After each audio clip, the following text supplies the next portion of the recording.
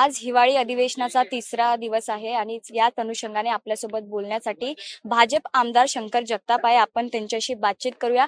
Sir, नेमकं काय सांगाल? आज तुम्ही ई-व्हेकलचा जो मुद्दा आहे तो सादर केला. निश्चितच आज आपण म्हणजे इलेक्ट्रॉनिक व्हेकलला चालना देतोय. त्या जास्तीत जास्त रोडवर आल्या पाहिजे, प्रदूषण कमी झालं पाहिजे.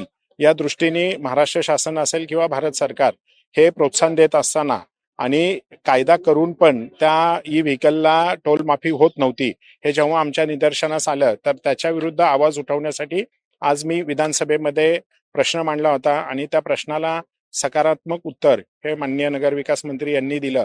आणि त्या उत्तराबरोबर आणखीन ॲडिशनल की जो प्रश्न केला होता की जे पूर्वी हे चलन जे जमा केलेले आहेत, लोकांनी चलन फाडलेले आहेत, त्यांच्या रकमा गेल्यात, त्या रकमा लवकरात लवकर ह्या त्यांच्या अकाउंटला स्लिप दाखवून, म्हणजे जर मी चलन पूर्वी भरला असेल, ई व्हेकल आहे माझ्याकडे आणि मी टोल भरलेला आहे, तर त्याची पावती दाखवून त्याच्या अकाउंटला ते पैसे परत करण्याचे निर्देश हे माननीय अध्यक्ष राहुलजी नार्वेकर यांनी संबंधित मंत्र्यांना आणि सरकारला दिलेले आहेत.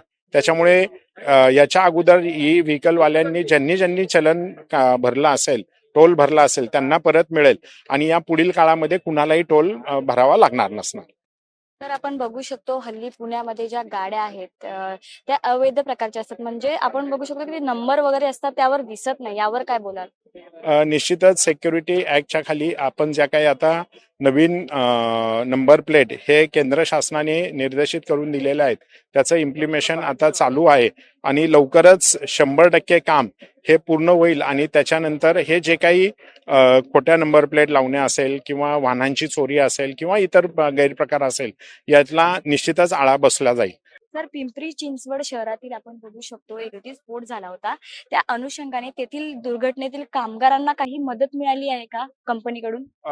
तेच आतापर्यंत त्या कामगारांना मदत फक्त जो मृत पावला कामगार त्याला मदत मिळालेली होती, पण जखमींना मिळालेली नव्हती. आणि जखमींना मिळावी आणि नुसती ह्याच लोकांना मदत मिळावी या उद्देशाने हा प्रश्न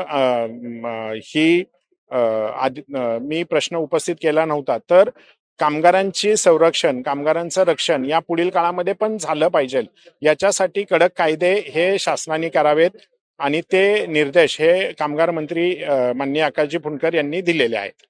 औद्योगिक क्षेत्रात अशा घडणाऱ्या वारंवार दुर्घटनेचा कुठेतरी सरकारकडून काही कार्यवाही केल्या जाते का?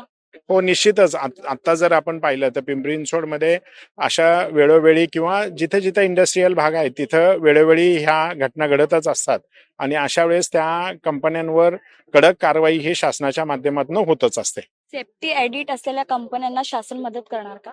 सेफ्टी ऑडिट हे 100% करावंच लागतं आणि त्यासाठी सेफ्टी ऑडिटर हा कामगार आयुक्ताचा, हा कामगार कल्याण मंत्र्याचा ऑफिसर हा दर महिन्याला तिथे जाऊन सेफ्टी ऑडिट हा करत असतो. आणि अशा सेफ्टी ऑडिटमध्ये जिथे कुठे अडचण दिसतीये, निष्काळजीपणा दिसतो, त्यांच्यावर कारवाई केली जाते. राज्यातील धोकादायक कंपन्यांमध्ये काम करणारे जे कामगार आहेत त्यांच्यासाठी काही शासन जे आहे निर्णय राबवणार किंवा काही कारवाई करणार त्याच्यासाठी? त्याबाबतचे पण आम्ही प्रश्न शासनाकडे मांडलेले आहेत. जसं उत्तर येईल तसे आम्ही तुम्हाला कळू. अवैध नंबर तर आहेच, पण आपण इतरही गोष्टी बघितल्या. म्हणजे पुण्यामध्ये लायसन नसतं कोणाकडे, तरुण वयी असते, तरुण वयीन मुलं जे आहे ते बेधुंद गाड्या चालवतात, त्याच्याकडून काही नियंत्रण तुम्ही? हो, त्याच्यासाठी माननीय दळणवळण मंत्री नितीनजी गडकरी यांनी हे जे काही चलनाच्या रकमा किंवा आपण ज्याला फाईन म्हणतो ते फाईन वाढवले. त्याच्यामुळे निश्चितच येणाऱ्या काळामध्ये ह्या सगळ्या गोष्टींना आळा बसायला मदत होईल. धन्यवाद.